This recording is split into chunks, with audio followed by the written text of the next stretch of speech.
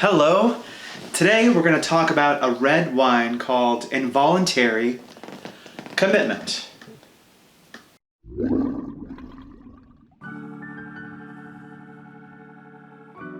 Alright, Involuntary Commitment. This is the 2018 vintage. It's from Columbia Valley, which if you're not familiar, this is an AVA in Washington. Kind of like the southeastern portion of the state, a little bit actually tips into Oregon. And some really good wines are being made in this area. In fact, in the Columbia Valley, there's a lot of sub-AVAs there, such as Walla Walla, which is where this is from. Yes, Involuntary Commitment is from Walla Walla, Washington, which is at the very southeast portion of Washington state, really close to Oregon, just right over the line.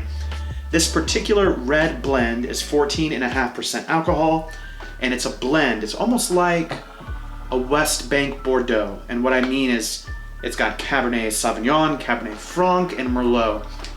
The actual percentage breakdown, I believe, for this year is around 53% Cabernet Franc, which is very interesting, 30% Cabernet Sauvignon, and 17% Merlot, if the internet is to be believed, that is.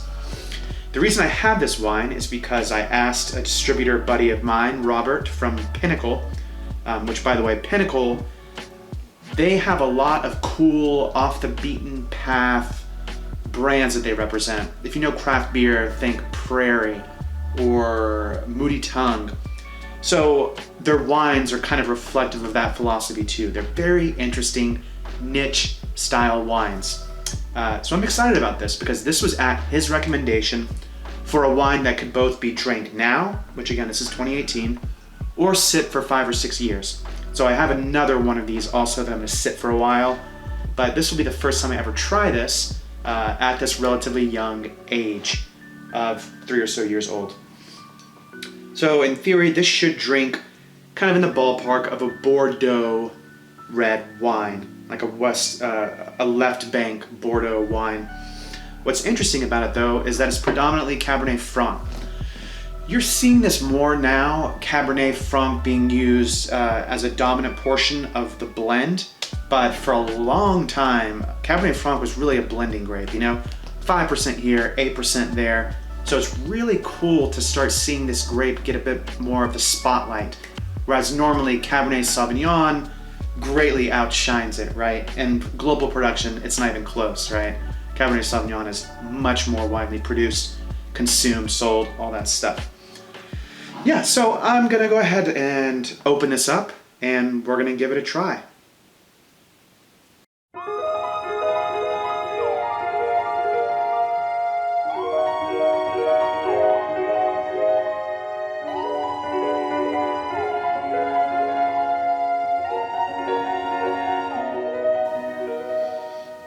Oh, wow. Oh, we've got a spiced berry profile going on here. Kind of reminiscent of a fruity tobacco, like a cigar that has some fruit, kind of berry characteristics going on. Intriguing aroma is what I would say. It doesn't smell like a New World wine. It smells French. It makes me definitely think of a Bordeaux. Very minimal oak. It's in the background underneath, but really I've got this kind of tobacco-y spiced fruit character, which is cool. I mean, it's a very interesting aroma. It really is.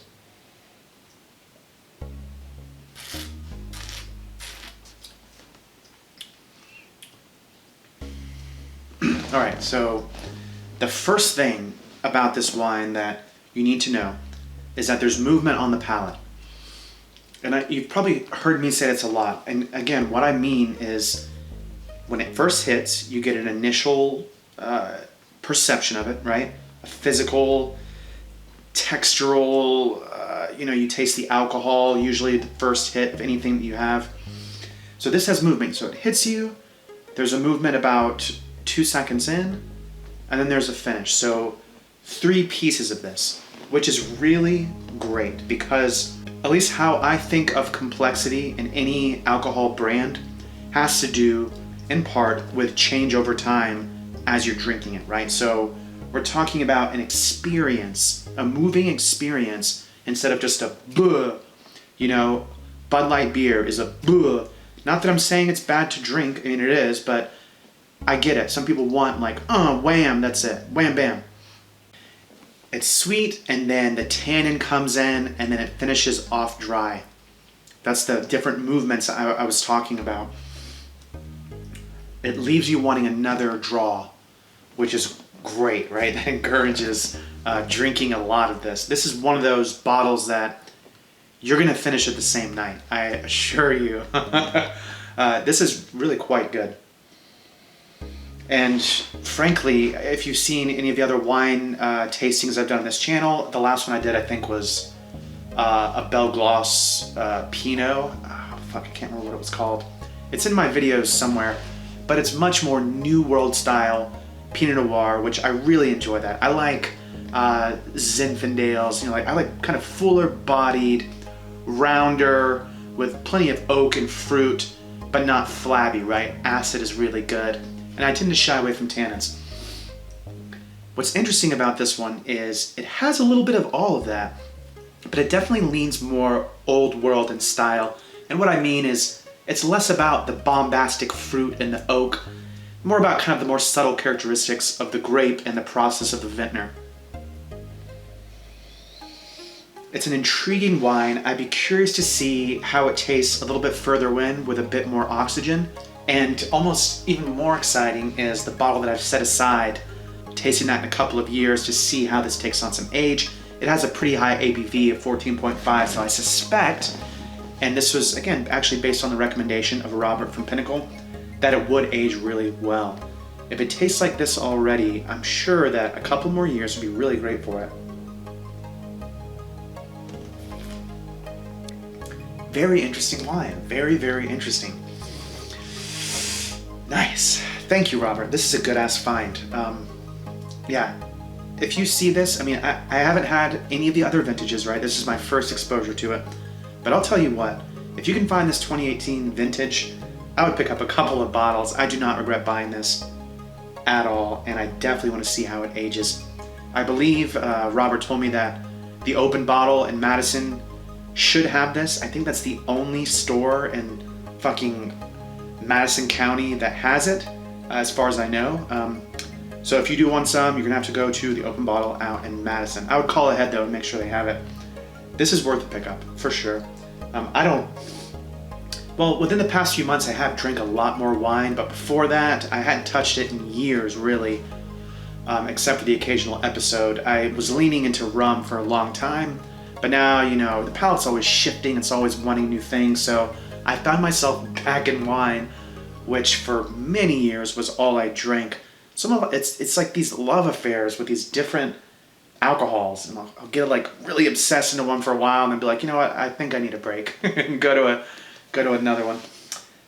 Right, so I hope you enjoyed the episode. Do go and try to find this. It's at the open bottle. If you like the episode, please hit subscribe if you're watching it on YouTube. If you're on Facebook, then I don't know, leave a comment or like or whatever, share it with your friends. And if you really enjoyed this episode, please go to patreon.com/theethanolreview and you can donate monetarily to the booze cause. You guys already know about Lions Guild Beverage Consult. I'll have links all around the YouTube channel, so it'll be easy to find me if you're looking for any kind of bar strategy, beverage consultation. I know all about alcohol. For real. See you next time.